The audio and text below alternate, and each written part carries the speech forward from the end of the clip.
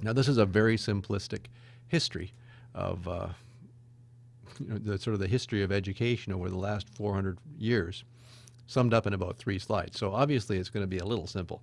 The manual has some good stuff on that in the first couple of chapters, looking at the context of education and how we've developed. But I just wanted to make a real simple case.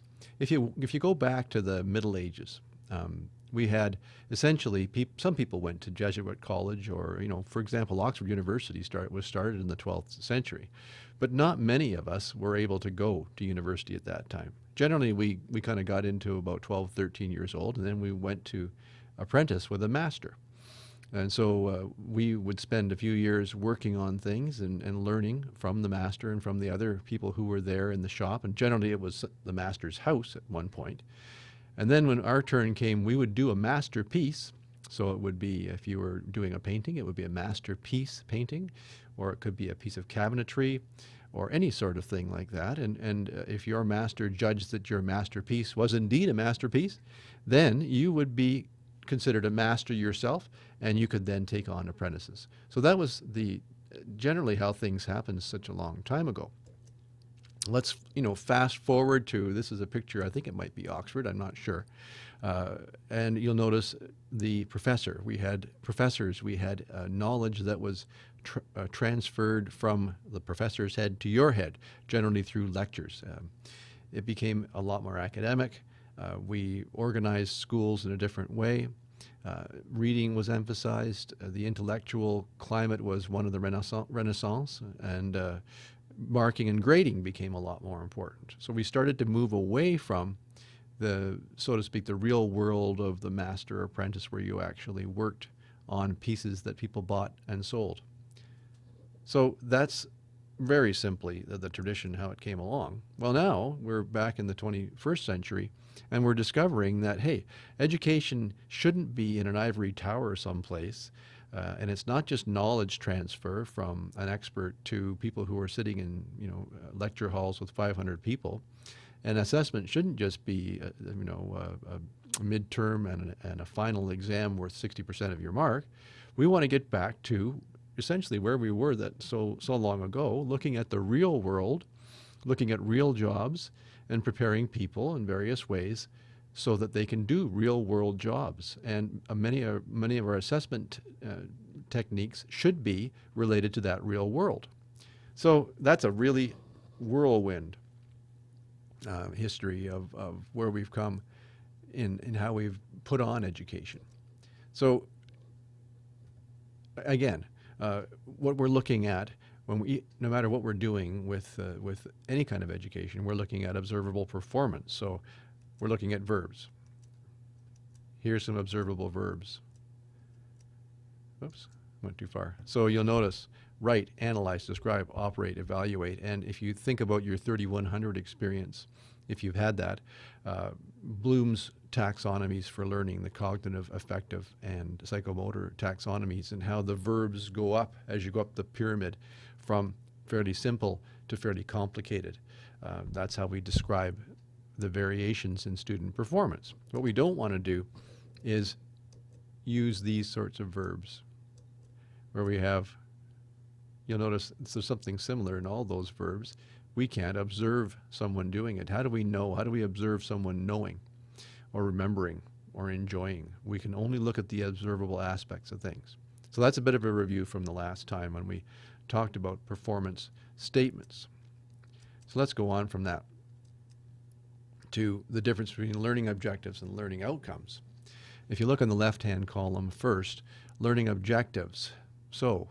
And learning outcomes, they're both statements of student learning. They share that. But objectives are specific statements. They're discrete. They focus on discrete knowledge, skills, and attitudes. Both are brief and clear, but the learning objective is focused on a classroom result, a snapshot in time. It's a very different animal than a learning outcome. Learning outcomes are broad. They're inclusive. They look at diversity. They go from center point outwards.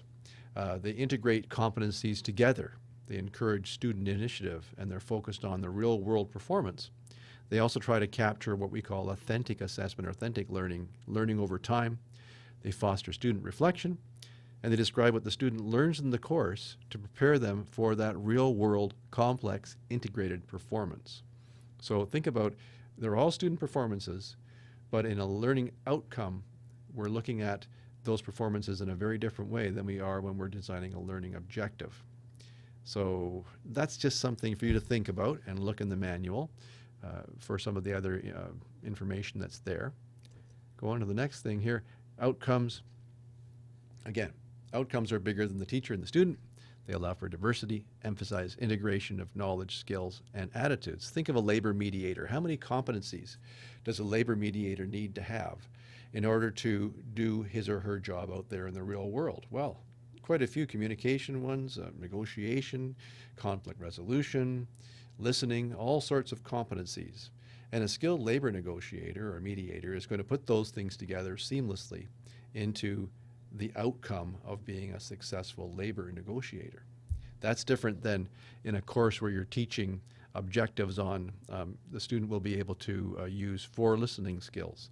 The student will be able to explain the art of negotiation according to Harvard or something like that.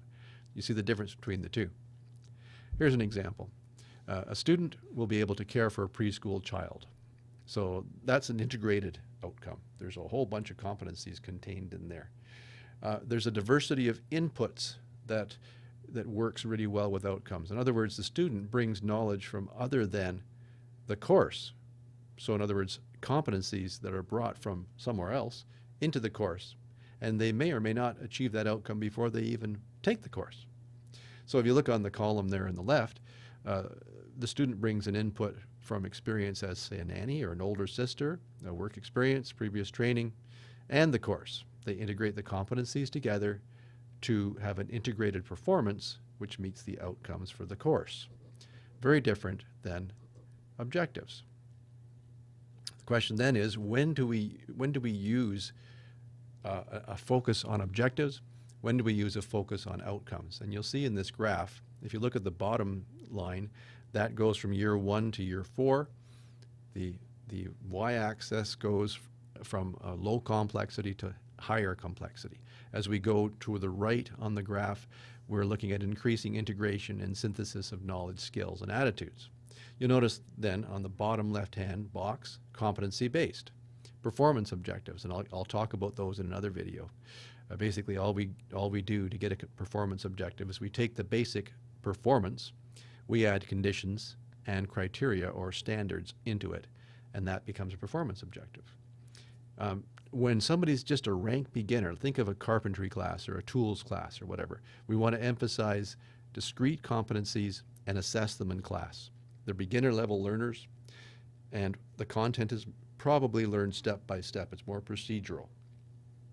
Look at the top right-hand corner, outcomes-based approach or outcomes-based. That's when we have more advanced learners. They come into the course with existing competencies. The emphasis is on integrating and synthesizing competencies.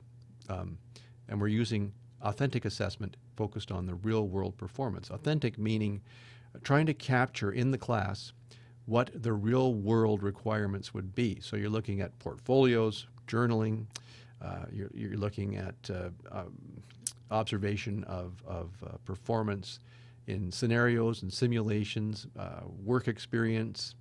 Just off the top of my head, there's a few of them. So you see the difference between the competency approach and the outcomes-based approach, where at the bottom left, it's more of a snapshot in time. Okay, so I've taught you to use the skill saw. I've demonstrated it to you. Now I want you to show me by cutting a piece of board. And I'm going to assess you using a rating scale or using a checklist on that. Okay, so that's a discrete competency, and I can say at the end of this section of the course, that person is competent using the skill saw. Outcomes, well, I want them to be competent at building a shed using all manner of tools. See the difference? The thing in the middle, and we'll talk about this in another session, this is where it gets a bit gray. So if you're kind of not rank beginner and you're not totally advanced, then where are you at? Or if you're using expressive, if you're teaching an artistic class, for example, an art class, and you're using competency-based. Well, or if you're teaching a social studies class using competency-based, but you want to combine values into the performances.